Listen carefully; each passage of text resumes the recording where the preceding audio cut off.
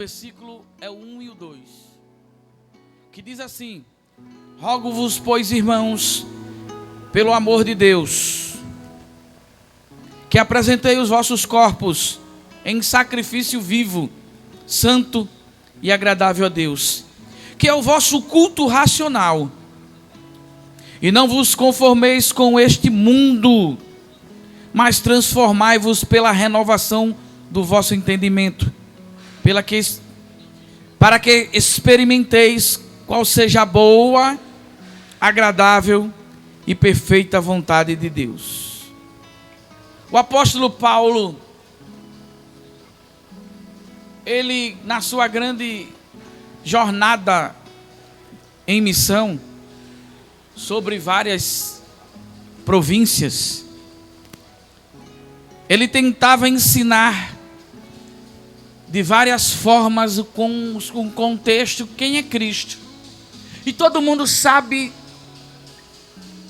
quando a igreja primitiva começa a surgir, de uma forma tremenda, apesar que já tinha aparecido antes de Jesus Cristo, alguns dizendo que eram Cristo, muitos, até o próprio Gamaliel, ele fala para o conselho dos rabinos, lá em Atos dos Apóstolos, que apareceu um tal de Judas lá no Rio Jordão, que juntou um povo, mas não cresceu muito, e disse: olha, se essa obra for de Deus, ela vai se erguer, se não for, não se preocupem.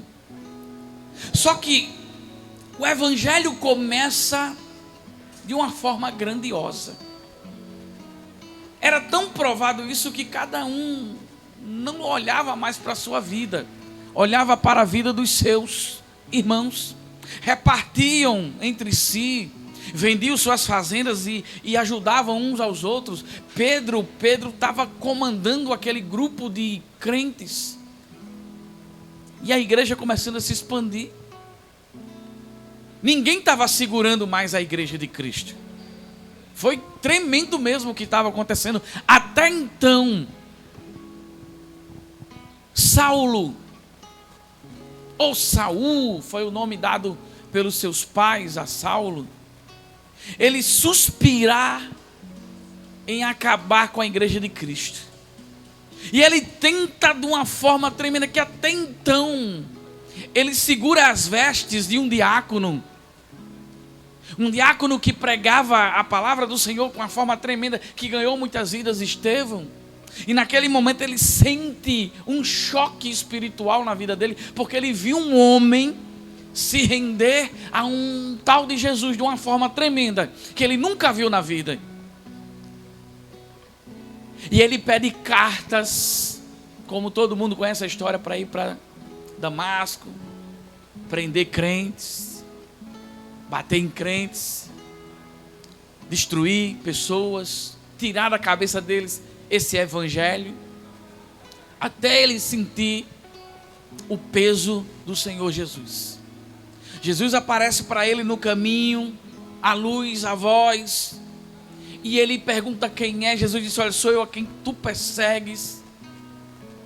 Ele vai para a rua chamada direita, para a casa de Simão curtidor, fica ali 3 dias e 3 noites sem comer, sem beber. Ele fica numa dimensão tão grande com Cristo, aprendendo de Cristo naquele lugar de uma forma tão maravilhosa, cego sem ver. O próprio Cristo desperta Ananias. Ananias vai lá na casa chamada direita, vai lá na casa de Simão, porque tem um homem ali que é escolhido, que eu escolhi, Deus escolheu ele. Ele não foi indicado, ele não foi apontado, ele foi escolhido. E Deus escolhe aqueles que querem. Deus escolhe aqueles que querem fazer uma nova vida, uma nova história. Ei, deixa eu dizer uma coisa aqui, deixa eu já abrir para você nessa manhã. Você está assistindo essa programação porque Deus te escolheu de uma forma tão grande. Não perca a tua esperança, não perca a tua vida. Deus te escolheu, Ele quer grandes coisas contigo. Não perca a fé, não desista. Você pode até ter dito: eu vou parar, eu vou desistir, eu não aguento mais. Aguenta mais um pouquinho, porque ele aguentou a cruz nas suas costas. Ele aguentou ser massacrado, humilhado por causa de você. Ananias coloca as mãos sobre ele, ora na vida dele. Saulo sai para a sua vida com Cristo. Agora ele começa a ser perseguido pelos judeus. Ele começa a ser perseguido por rabinos, até por professores, estudiosos que estudavam com ele, porque ele pregava agora Jesus Cristo, um homem que tinha um conhecimento tremendo das leis mosaicas. Agora juntou aquilo com o conhecimento espiritual que ele teve com Cristo, e ele começa a pregar de uma forma e começa a ganhar vidas.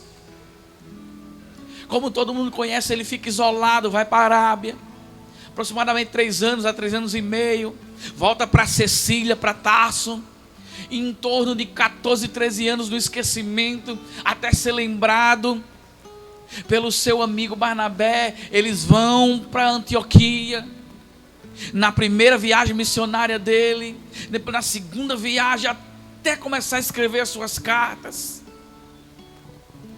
E Paulo abre uma extensão para Roma. A carta escrita para os romanos, apesar que Paulo não escreveu essa carta, Paulo ditou a carta por causa da debilitação dele, da sua vida corrida. Terço, um grego, ele escreve a carta ditada por Paulo de uma forma tão grande, tão maravilhosa.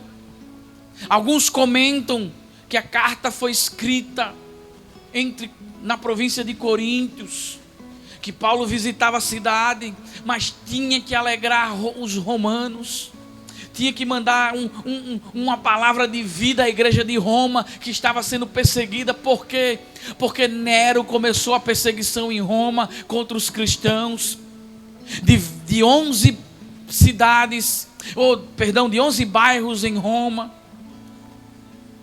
que os cristãos viviam, eram os que eram perseguidos. E Paulo precisava interpretar essa carta para os cristãos lá que estavam em Roma. E me chama a atenção nessa manhã, no capítulo 12, que Paulo fala: rogo-vos, pois, irmãos, pelo amor de Deus, que apresente os vossos corpos em sacrifício vivo, santo, agradável a Deus, que é o vosso culto racional. Paulo quis mostrar para a igreja de Roma que o culto a Deus é completo. Não adianta só você vir por obrigação, só você fazer por obrigação, por conceitos que colocam para você, dizer: você tem que fazer, você foi escalado a fazer, é sua obrigação fazer. Paulo não quis mostrar isso para o culto racional a Deus, não. O culto racional é você e Deus, é corpo, alma e espírito. Não, Deus só quer o coração. Tem gente que fala assim, né? Deus quer o coração. Não, Deus quer você por completo. Você foi comprado por completo. O seu culto para Deus tem que ser completo. A sua vida no altar com o Senhor tem que ser um sacrifício vivo. O que é isso? Você tem que andar com Deus, viver com Deus, estar sempre com Deus. Como é que eu posso? Pode. A Bíblia diz que clame a mim e responder-te-ei. Quem clama ao Senhor, Ele responde. Se tiver 2 ou 3 reunidos em meu nome, eu vou estar. Então quem anda com Deus, quem está sempre com Deus, Ele sempre vai estar com você. Ele disse: estarei convosco todos os dias, até a consumação dos séculos. Ele não desiste de você. Você pode desistir dele, mas Ele não desiste de você. Você pode se afastar dele, mas Ele não se afasta de você. Você pode até querer ficar longe dele. Mesmo longe, Ele está olhando para você. A qualquer momento, Ele vai chegar perto de você, vai pegar você pela mão e vai dizer: vem, vem aqui, vem a mim, vós cansados, sobrecarregados, que eu vos aliviarei. É o culto racional. É onde você sacrifica a sua própria vida ao Senhor. Sacrifica a carne, as paixões da carne. Você tem que sacrificar aquilo que não presta, aquilo que está lhe impedindo de entrar no lugar santo dos santos. E deixa eu dizer uma coisa: é possível sim você entrar na presença de Deus. É possível sim você entrar no lugar santo e você tocar no Senhor. Só basta você querer, só basta você começar a tirar de você aquilo que impede você chegar no lugar santo. Ele, no versículo 1, ele mostra para nós que o importante é o culto a Ele, sincero, o culto racional. Nessa manhã nós estamos fazendo um culto aqui. É um culto, onde você está na sua casa, estamos cultuando juntos. Se você imaginar que temos oração, tivemos louvores, abrimos o ambiente para a presença de Deus. Pessoas já sentiram a presença de Deus em casa, porque é um culto. Culto é aquilo que adora qualquer tipo de divindade. E nós estamos adorando a maior divindade que existe, que é o nosso Deus Todo-Poderoso. Se você está adorando Deus nessa manhã, aonde você estiver, eu vou dar um tempinho para você agora digitar aqui e glorificar o nome do Senhor. Vai glorificando agora aqui, vai digitando agora aqui o nome. O que você está sentindo na presença de Deus. Você está adorando a Deus, então adore a Deus. Glorifique ao Senhor. Pode digitar. Pode começar a digitar aí o seu culto a Deus nessa manhã. Culto racional, culto sincero, culto que você se derrama na presença de Deus, culto que você esquece tudo, coloca tudo no lugar, aquilo que está tirando a sua paz, tirando a sua vida, aquilo que está deixando você preocupado, pega isso, coloca num canto assim e diz assim: agora não, agora eu vou fazer um culto sincero a Deus, um culto racional, um culto para Ele, culto para o Senhor.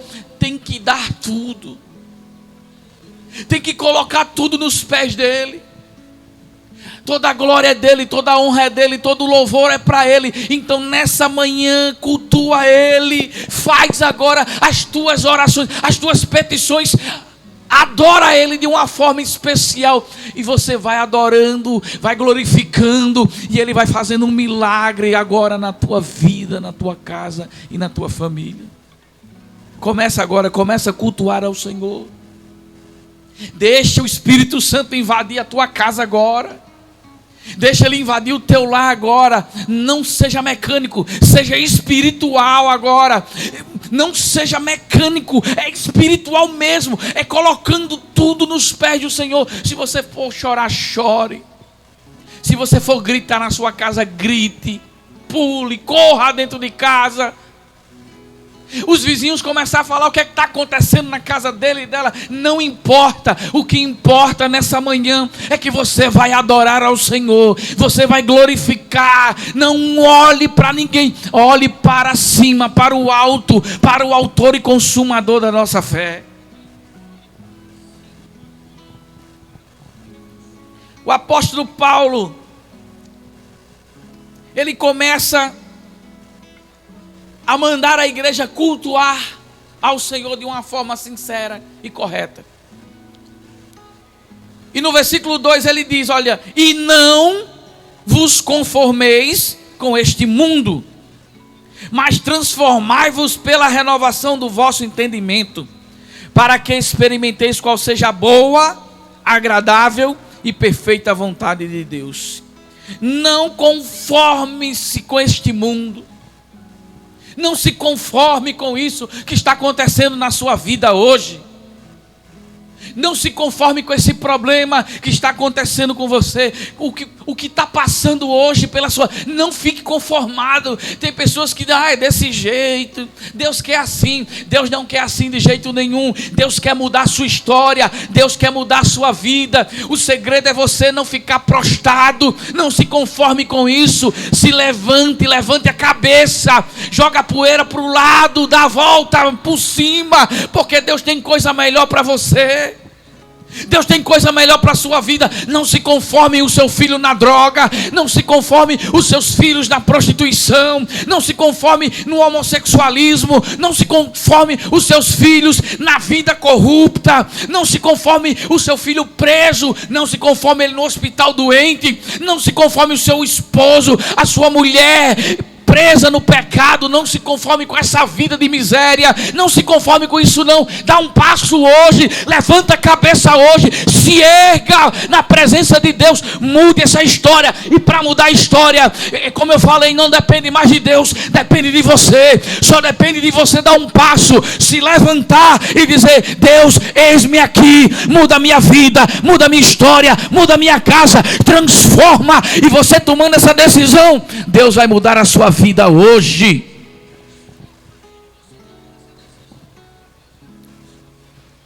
Aí ele diz, mas transformai-vos pela renovação do vosso entendimento, para que experimenteis qual seja a boa, agradável e perfeita vontade de Deus.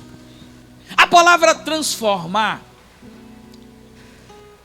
ela tem alguns significados. E um significado que eu peguei nessa manhã é metamorfose. Transformação significa a metamorfose.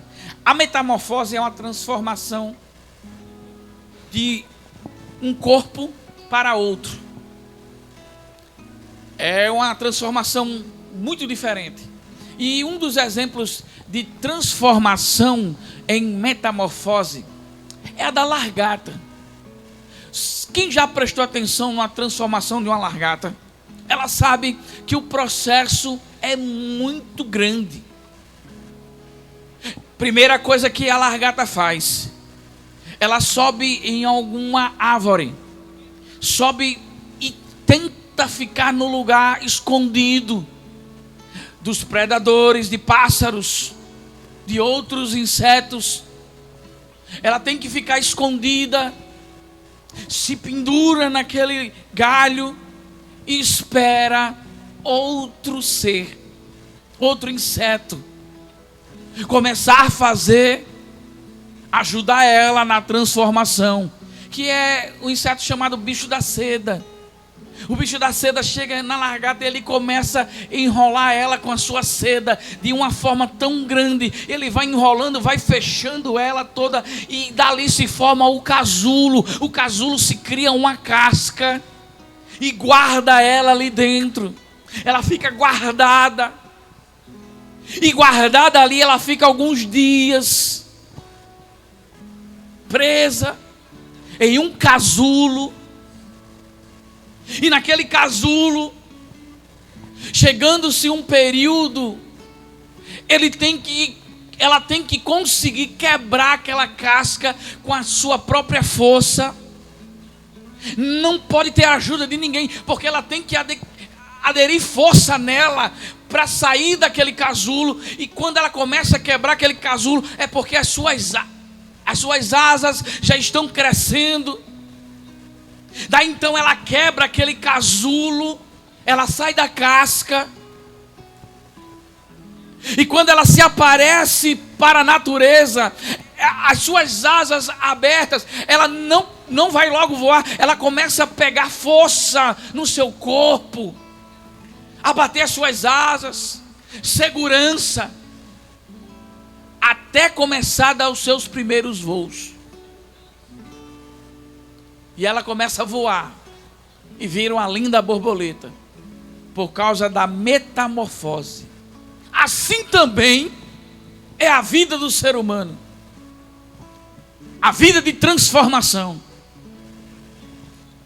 Quando um ser humano aceita passar pela transformação, pela metamorfose, a metamorfose espiritual, quando ele aceita Jesus como seu Salvador, a primeira coisa que ele tem que fazer é mudar a vida, é subir para um lugar alto, um lugar que ele fique isolado espiritualmente, que ele comece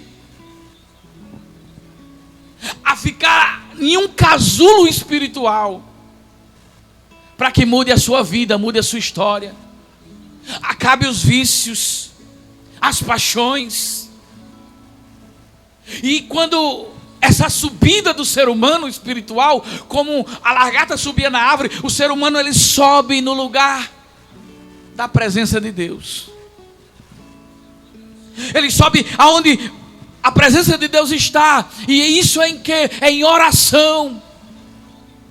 Mesmo em lugares baixos, se torna alto, porque ele está debaixo dos pés do Senhor.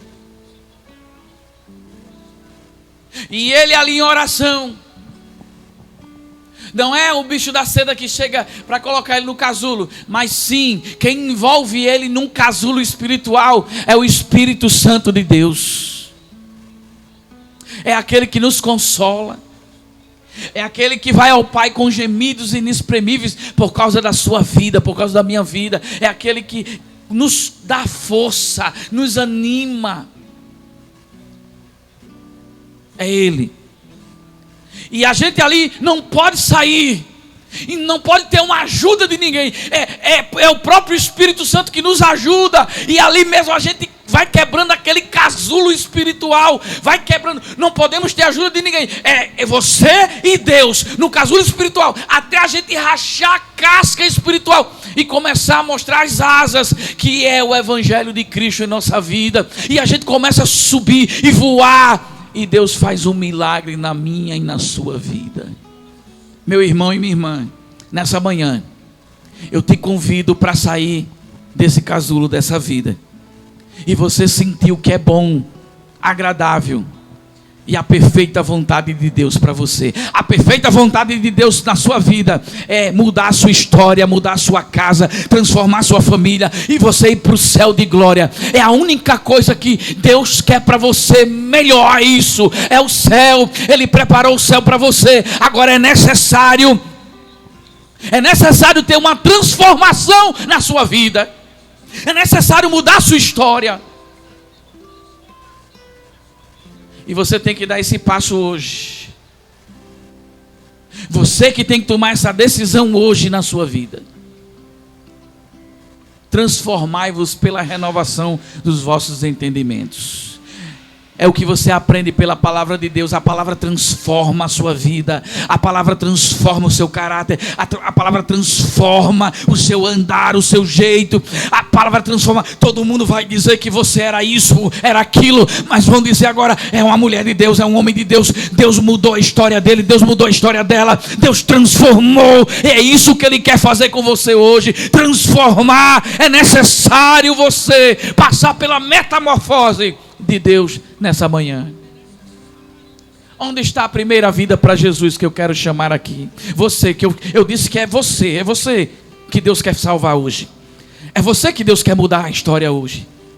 É só você dar um passo, levantar, sair desse mundo que está te oprimindo, essa vida espiritual que está lhe oprimindo, e dizer, eu quero Jesus, e Ele vai fazer um milagre na sua vida. Mas como é que você diz isso? Porque eu sou prova viva disso. Tem muitos aqui que é prova viva disso. Deus mudou a história, mudou a vida, transformou, e Ele quer fazer isso hoje. Você vai passar pela metamorfose do Espírito Santo, e Ele vai transformar a sua vida, e todos vão ver a glória de Deus na sua casa. Aonde está você? A primeira vida para Jesus. Nessa manhã, a primeira vida. Aonde está você? Você vai digitando: eu quero Jesus como meu Salvador.